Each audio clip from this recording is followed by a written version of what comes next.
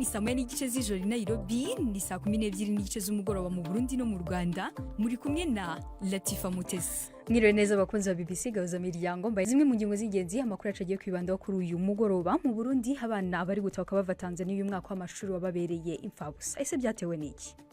Wabonye nyene ivyigwa bige no mu Burundi bidasa n'ivyo biga mu nkandi, baciye rero nyene uwo mutoyi bamwankira tuzomujana mu kw'icenda. Naho mu Rwanda gahunda yo gwifungura abana ku ishuri nimwe mu yatumye abana bari barateye amashuri bayagarukamo.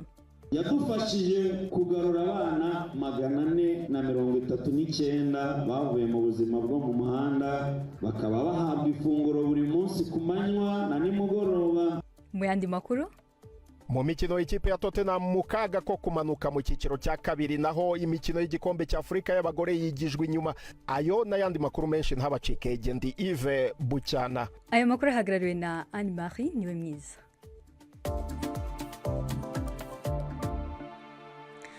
Mbere yo gutangira amakuru twabateguriye ku buryo burambuye, Gerdas yaduteguriye amakuru agezweho hirya no hino. Israel na Leta Zunze Ubumwe za Amerika zabandanije ibitero bikomeye kuri Iran mu gihe umugwa mukuru w'igihugu Tehran wacegeshwe no guturika. Igisirikare ca Israel catangaje ko catanguye ikigabane gishasha c'intambara, aho ubu gitumbereza ibitero ahanini ku vyo cise ibikorwa remezo n'inyubako vy'ubutegetsi bwa Iran. Ico gisirikare casavye abanyagihugu baba mu gisagara c'ubudandaji ca Qom mu bumanuko bwa Tehran kuhava vuba bwango kubera gitekanya kuhatumbereza ibitero. Ishirahamwe ritabara imbabare muri Iran Croissant Rouge rivuga ko abantu barenga ibihumbi bamaze guhitanwa n'ibitero vya Amerika na Israel vyatanguye ku munsi wa gatandatu. Hagati aho perezida wa Iran Masoud Pezeshkian avuga ko ibihugu bimwe vyatanguye ibikorwa vy'ubuhuza kuri iyi ntambara, ariko ntiyatomoye ivyo ari vyo. Mu butumwa yacishije ku mbuga ngurukana bumenyi, yashimangiye ko abanya Iran biyemeje amahoro arama, ariko ko atagukekeranya bafise mu kurwanira icubahiro n'ubwigenge bw'igihugu cabo. Kubwiwe ubu ngo hakwiye kurabwa abasuzuguye abanya Iran mu kubandanya iyi ntambara. Perezida Pezeshkian yavuze aya majambo mu gihe ibihugu bibanyi vya Iran vy'Abarabu biriko birasuzuma inyishu yavyo ku bitero vya misile Iran imaze imisi irabisha ku bigo vya gisirikare vya Amerika n'ibikorwa remezo biri muri ivyo bihugu. Perezida wa Amerika Donald Trump we mu kanya gaheze yavuze ko atamasezerano na Iran azohaba uretse kumanika amaboko kwa Iran. Iyi ni BBC. Tukiri ku ntambara yo mu burasirazuba bwo hagati, umutegetsi wo muri ONU akorera muri Libani yavuze ko abantu baba ibihumbi 100 muri iki gihugu bamaze guta izabo, kandi ko ibitigiri by'abahunga bigiye kongerekana ku murindi munini.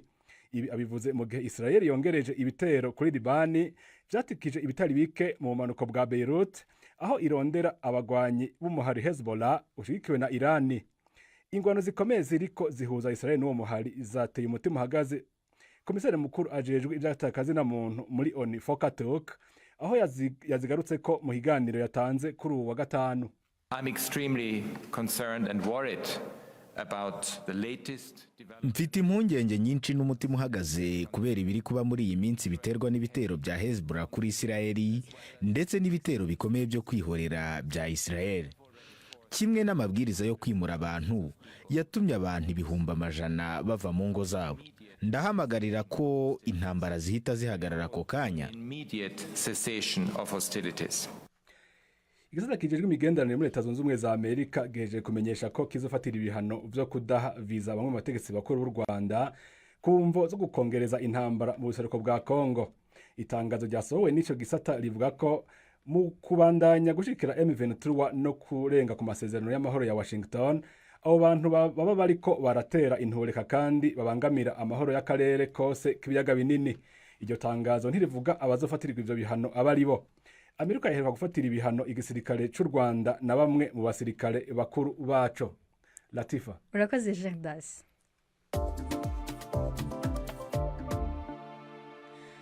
Dutangiye n'aya makuru twabateguriye ku buryo burambuye. Abanyekongo bari mu nkambi y'impunzi ya Busuma mu Burundi barasaba ko basubizwa iwabo kuko ngo mu duce tumwe na tumwe baturutsemo habonetse agahenge. Ibi babivuze kuri uyu wa gatanu mu gihe bari basuye n'umuyobozi w'ishami ry'umuryango w'abibumbye ryita ku buzima OMS ku rwego rwa Afrika. Ni inkuru twateguriwe na Patrick Waso. mu kugendera impunzi z'abakongomani ziri Busuma muri zone Kayongozi. Mohamed Yakub yatanguriye muri rimwe mu mavuriro izo mpunzi zivurizamwo. Nkuko avyivugira ngo yaje aho Ibusuma kwirabira uko izo mpunzi zibayeho nuko zikurikiranwa kubijanye n'amagara yabo. Ni mu gihe muri iyo nkambi y'impunzi haranzwe n'indwara zitandukanye harimwo agasama na kolera zahitanye abatari bake mu misi ya mbere.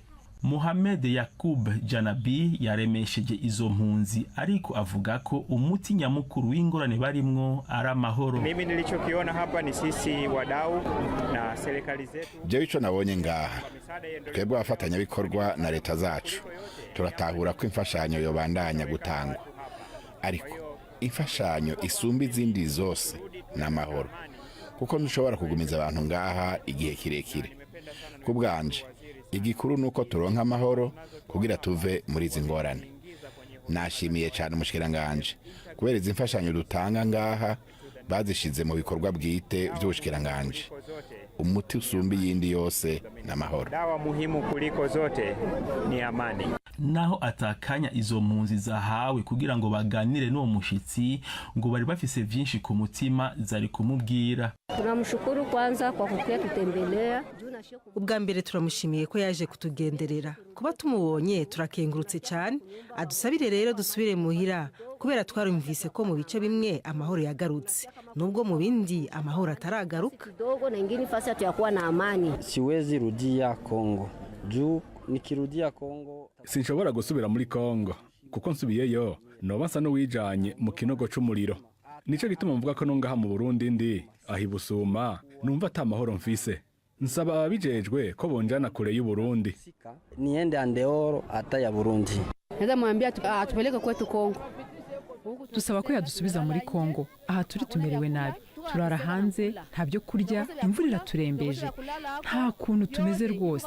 Ntidufite n'ibyo turyamaho. Twasaba ko badusubiza iwacu, tugataha tukajya kwicara iwacu.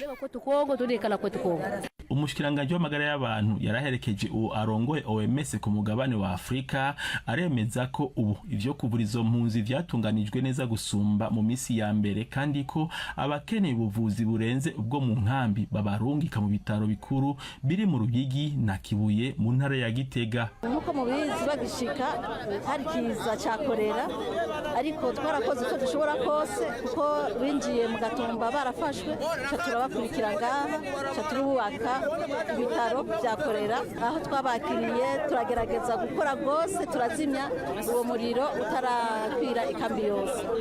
Hanyuma gushika ubu abo turungika ahandi nababa baremvye bakeneye muganga mukuru, aho naho sikure baca baja mu Ruyigi kandi batwagwa na ambulance. Twarazanye ambulance yo gusahiriza isanzwe ihari yo muri district na ACR, ni kuvuga abagwayi ntibatama, nta kibazo kihari kuri rwose.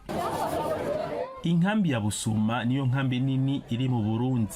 Irimwo impunzi z'abakongomani barenga ibihumbi 65. Irimwo abahunze mu kwezi kwa 12 mu mwaka uheze, igihe umwari wa M23 ugwanya leta ya Kongo winjira ukanifatira igisagara ca Uvira imbere kukivamwo haheze imisi. Mu nkambi ya Busuma muri komine Ruyigi mu ntara ya Buhumuza, Patrick Waso.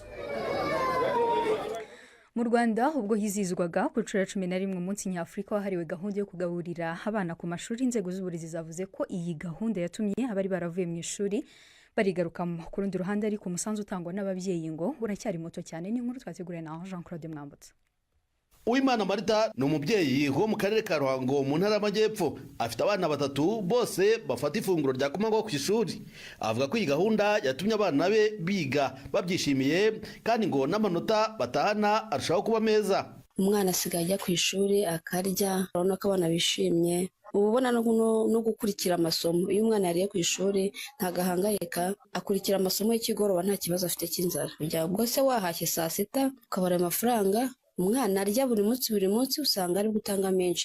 Ariko kumbwira ngo urabura amafaranga 900 n'ibiceri birengaho ntago bibaho. Ni imyumvire ni ukudashyiramo ubushake. Urwunge rw'amashuri rwa Muko mu karere ka Rusizi rurimo abanyeshuri basaga 800 rufatwa nka kimwe mu bigo byahize ibindi mu kwitabira gahunda yo kugaburira abana ku ishuri. Ku rwego rw'igihugu iki kigo nacyo cyakiriye uyu munsi Nyafurika wahariwe iyi gahunda yo kugaburira abana ku ishuri. Ni ishuri rishimirwa ko ryashoboye guteza imbere ibikorwa by'ubuhinzi n'ubworozi byo kunganira umusanzu utangwa n'ababyeyi, dore ko amafaranga 1000 umubyeyi asabwa kwishyurira umwana ku gihembwe ndetse n'inkunga ya leta bisa n'ibidahagije mu kubonera umwana ifunguro rimuhagije. Padiri Emmanuel Uwingabire niwe muyobozi w'iri shuri. Gahunda y'ubuhinzi yunganirwa n'ubworozi bw'amatungo amagufi n'amaremare. Dufite inkoko z'inyama, dufite n'inka, izo nka ziduha ifumbire zikaduha n'amata duha abana. Iyi gahunda ya school feeding yadufashije kugarura abana 439 bavuye mu buzima bwo mu muhanda, bakaba bahabwa ifunguro buri munsi ku manywa na nimugoroba. Ku rugero abana bavuye mu muhanda badashobora gusubirayo na rimwe, ubuzima bukaba bwarabaye ishuri n'ishuri rikaba ubuzima kuri bo. Umunsi Nyafurika wahariwe gahunda yo kugaburira abana ku ishuri uje mu gihe ahatari hake hanengwa ingano ndetse n'ubwiza budahagije bw'amafunguro ahabwa abana ku ishuri. Amashuri avuga ko umusanzu w'ababyeyi ari muto cyane, kandi hakaba n'ababyeyi bavuga ko badashobora kubona n'uwo bivuga ko udahagije. Mu bigo bifite imirima yo guhinga nk'iki cya Muko muri Rusizi, umubyeyi udafite ubushobozi bw'amafaranga ashobora kwemererwa gukora imirimo y'ubuhinzi nk'ingurane y'umusanzu yagombaga gutanga. Gahunda yo gutanga ifunguro rya kumanywa ku mashuri yatangiye mu gihugu cyose mu mwaka wa 2019. Nyuma y'itangira ryayo abatari bake bari barataye amashuri bayagarutsemo, ndetse n'abasibaga amasomo bya hato na hato bakaba baragabanutse. Muri rusange iyi gahunda yo kugaburira abana ku manywa igera ku basaga kuri 4 miliyoni mu gihugu cyose nk'uko byemezwa na Minisiteri y'Uburezi. Jean Claude Mwambutsa, BBC Gahuza Miryango, i Kigali. Jean Claude Mwambutsa arakoze cyane, reka dufate akaruhuko gato turagaruka mu kanya.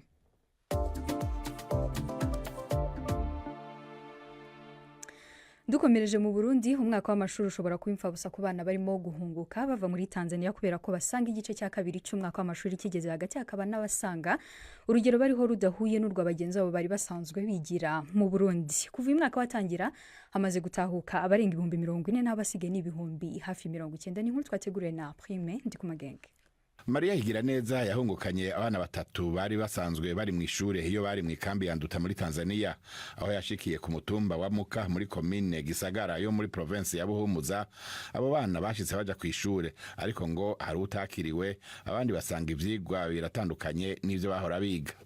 Kandi bivanye n'ukuntu ivyigwa twabonye nyene ivyigwa biga no mu Burundi bidasa n'ivyo biga mu nkambi.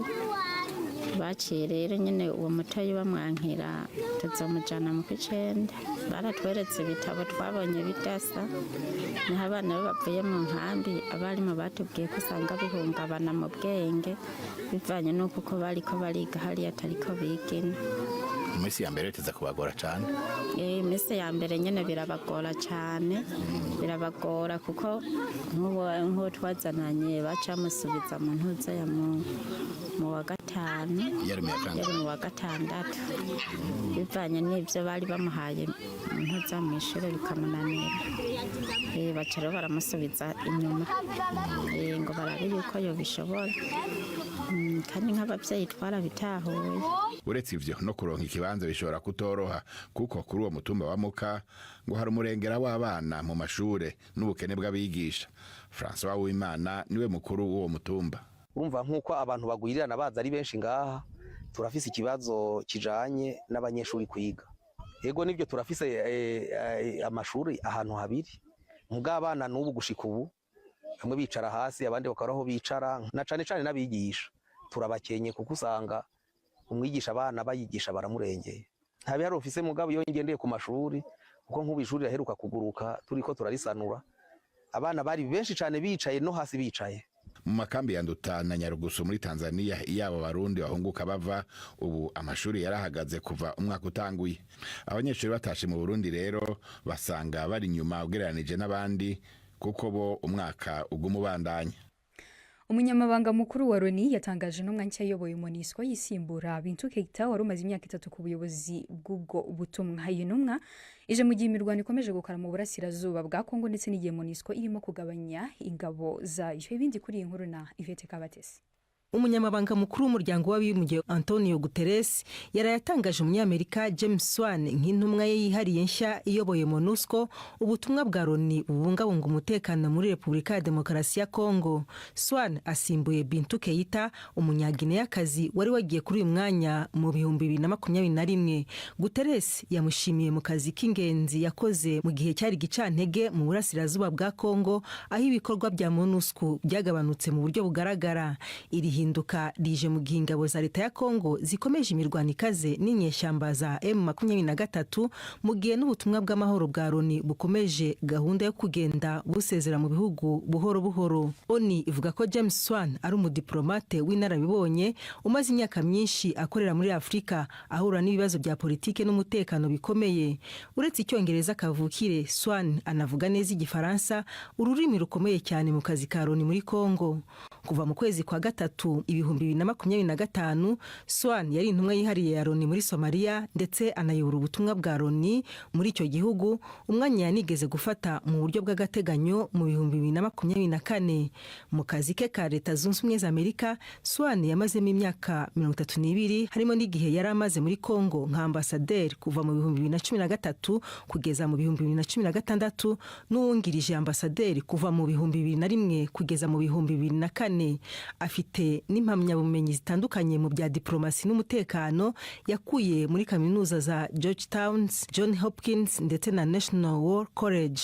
James Swan abaye intumwa yihariye ya 10 iyoboye ubutumwa bwa Loni muri Kongo kuva Monique yoherejwe bwa mbere mu 1999 aho yaje guhinduka MONUSCO mu 2010. Mugenzi wacu Yvette Kabatesi arakoze cyane.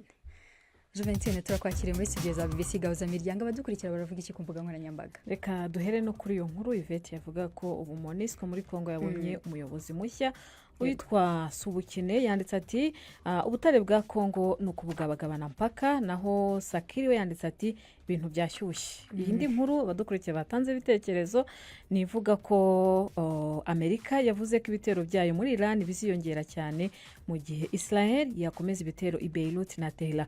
Witwa John yagize ati akazi keza rwose, ariko nuko bihitana abatazi umupango w'agakino. Naho witwa Billy yanditse ati baraneshejwe nibemere ukuri kuratsinda, Iran ntitsindwa, iri mu biganza by'uhoraho.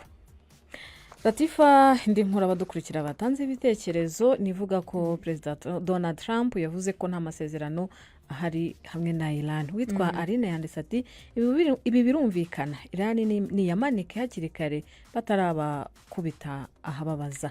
Witwa Olivier yanditse ati ari gushaka ko Israel bakomeza kuyisenyera. Nawe wadusangiza rero ibitekerezo, we uri ahantu hatandukanye uciye ku mbuga zacu nkoranyambaga. Urakoze cyane Juventine. Urakoze.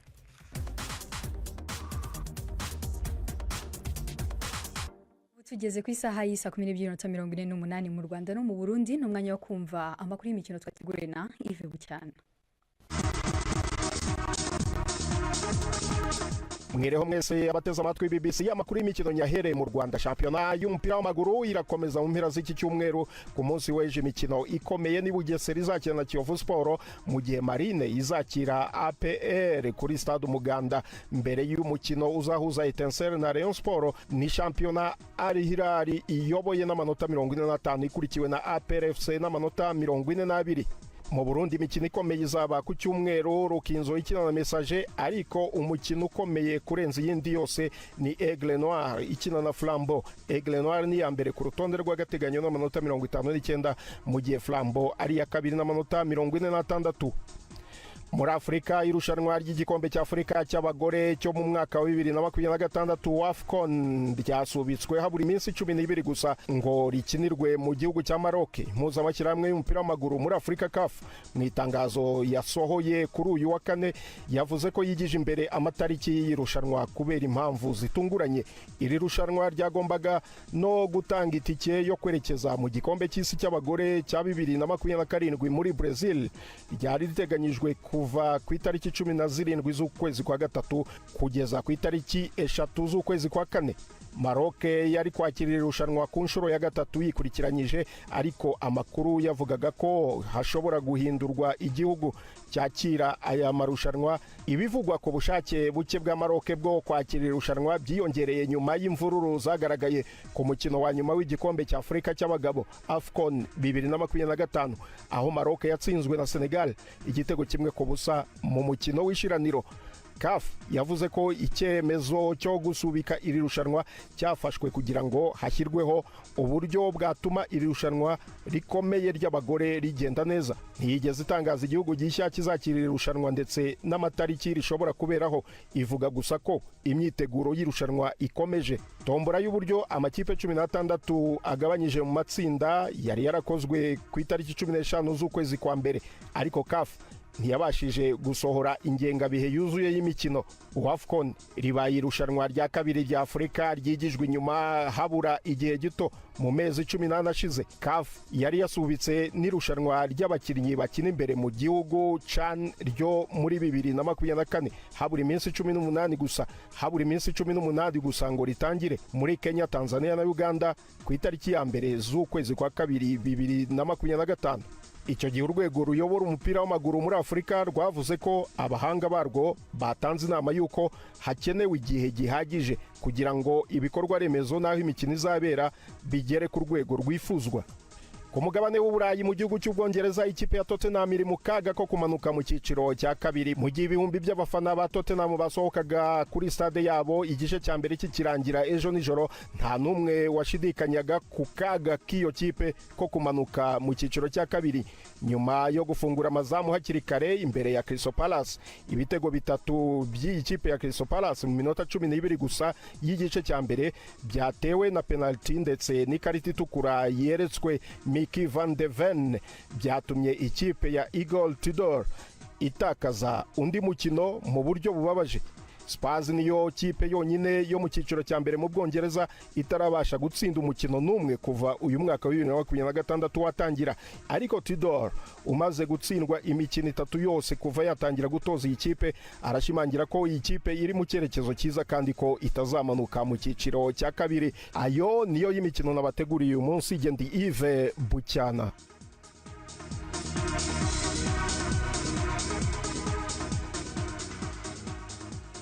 Tumereje mu kiganiro baza muganga twabateguriye kuri uyu mugoroba. Mugenzi wacu Ivete Kabatesi yagiranye ikiganiro na muganga Kayitesi Mukara ku ndwara y'umuhaha ifata mu matwi ikunze kugaragara cyane mu bana.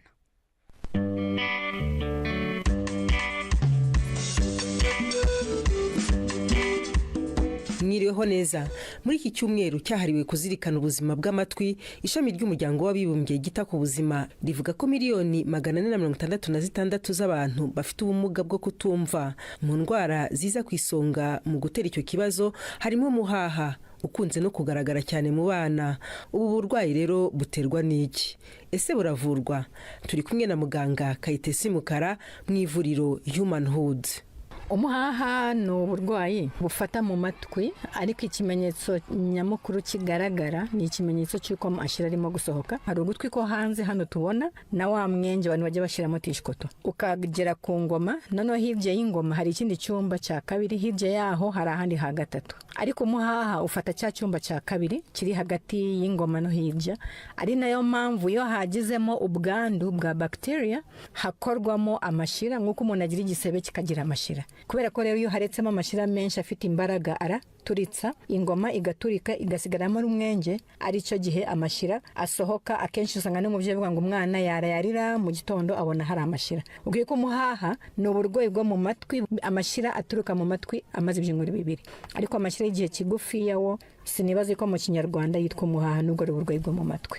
Rero icyo gihe ibimenyetso bigaragaza umuhaha n'ayo mashira gusa. Kubigaragaza umuhaha yenda ku muntu ureba twavuga amashira no kugabanuka kumva, ariko kwa muganga ho tureba niba harimo umwenge mu ngoma, kubera ko niba nta mwenge uri mu ngoma biravuga ko ya mashira atarimo guturuka mu cyumba cyo hagati, arimo guturuka mu cyumba cyo hanze. Icyo gihe nabwo ari umuhaha, bivuga ko bitandukanye. Ya uvuze rero ikibazo cyo kugabanuka kumva, ni ikihe kigero umuhaha ushobora kwangiza ugutwi ku buryo umuntu atakumva koko? Umuhaha wenda mu minsi ya mbere akenje kaba ari gatoya, uko umuhaha ugenda utavurwa niko wa mwenge ugenda uba munini cyane. Hari ubwo tuvuga ngo perforation cyangwa kenje gato, cyangwa tukavuga umwenge uri total, ingoma yose yaracitse. Byumvikane rero akamaro k'ingoma nuko iyo hajemo ijwi ingoma iranyeganyega, ikanyeganyeza twa tugufa turi hagati mu gutwi, tukanyeganyeza aho ijwi ryakirwa kugira ngo ryoherezwe mu bwonko. Rero iyo warwaye umuhaha ya ngoma igira umwenge, ahasigaye hanyeganyega nago haba hagihari kubera ko hacitse. Bivuga rero uko umwenge wiyongera ubunini niko kumva nabyo bigenda birushaho kuba bibi kurusha. Icya kabiri, ukuyeho ingoma yonyine twa tugufa tw'imbere mu gutwi natwo hari ubwo tumungwa, uko umuhaha utinda twa tugufa turamungwa, kandi twa tugufa nabwo dufite uruhare two kurangurura ijwi. Bivuga rero niba ingoma yaraturitse cyane cyangwa yose, hari uruhare rwo kutumva rubuterwa n'ingoma yaturitse, none hakiyongeraho uruhare rwo kutumva buterwa na twa tugufa two mu matwi natwo twamunzwe. Bivuga ko kuri wa wundi wari kumva bya mild cyangwa leger, wa wundi ufite umuhaha watinze wamunze n'utugufa ashobora no kujya kutumva atari burundu ariko ku kigero gikabije. Noneho hakazaho n'ingaruka z'umuhaha zishobora kwangiza imyakura, igatuma nubwo wanabagwa ya ngoma igasanwa na twa tugufa tugasubizwamo, n'ubundi zakomeza ugira ubumuga kuko imyakura nayo yangiritse. Icyo nimo kuvuga ni iki, biterwa n'igihe umuntu yarangaranye umuhaha, kutumva bishobora kuba bikabije cyangwa byoroshye. Icyo kibazo cy'umuhaha iyo ingoma yagezaho kiravurwa? N'ubundi umuhaha ni ingaruka zo kutavurwa hakiri kare, ariko iyo nshaka kwibutsa abatwumva ni uko umuhaha ukira iyo uvuye hakiri kare, hagakira neza no kumva, ku buryo n'ikindi gihe utazigira umenya ko uyu mwana yigeze arwara umuhaha. Wenda umuntu ashobora kwibaza, abana nibo bibasirwa cyane n'umuhaha cyangwa n'abantu bakuru ni kimwe? Iyo mbonye umuntu mukuru ufite umuhaha bwa mbere, nanjye numva hari ukuntu bintunguye, bigatuma nibaza kuki bibaye. Ariko ku mwana ufite umuhaha ntabwo bitindaho, kuko abana akenshi bakunda kugira indwara zo mu mwanya w'ubuhumekero, ibicurane bihoraho, inkorora zihoraho, bituma bashobora kugira ibibazo byo mu matwi cyane. Ariko ikibabaje ni ukubona umwana ufite umuhaha umaze igihe udakira kuko ativuje. Ari bwo butumwa twifuza ko abantu bamenya ko umuhaha si uko umwana yonsa amashereka menshi, si uko hagiye amazi mu matwi, si uko yarize amarira akajya mu matwi, ni uburwayi. Yego niko bavuga, kandi banavuga ko utavurwa kwa muganga, uvurwa mu kinyarwanda.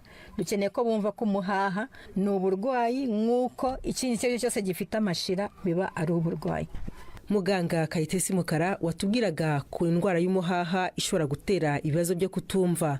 Ni naha rero dusoreje, twibutse ko dukomeza kwakira ibibazo ikigali n'ugasano k'amabaruwa 2790.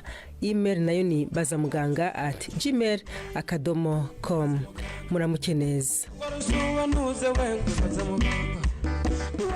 Ikiganiro baza muganga nicyo kitugejeje ku musozo w'amakuru tukabateguriye kuri uyu mugoroba. Gusa mbere yo gusoza, reka twongere twibutse ingingo z'ingenzi amakuru yacu yari yibanzeho. Mu Burundi twababwiye ko abana bari gutahuka bava Tanzania uyu mwaka w'amashuri wababereye imfabusa. Naho mu Rwanda tubabwira ko gahunda yo gwifunguro abana ku ishuri ari mwe yatumye abana bari barataye amashuri bayagaruka mu. Twibutsa ko mushobora kudukurikira ku mbuga nkoranyambaga zacu zitandukanye, Facebook na X BBC Gahuza Miryango. Tuboneraho no gushima abakomeje kudukurikira ku rubuga rwacu rwa Facebook Live. Mu gihe turi mu makuru, dushimire Jiza, dushimire Victoire, dushimire Justin ndetse n'abandi batandukanye. Mbibutsa ko mushobora no gukomeza gutanga ibitekerezo ku nkuru tuba twagiye dushyira ku rubuga rwacu rwa rwa Facebook. Tubonereho kandi no kwibutsa ko mushobora no gusura na website yacu bbc-gahuza.com ko tuba dufite inkuru zigiye zitandukanye. Mwari kumwe nanjye Latifa Mutesi, naho kwanga bw'ibyuma twari kumwe na Maxwell Okoth Onyango. Aya makuru yarahagarariwe na mugenzi wacu Anne Marie niwe mwiza.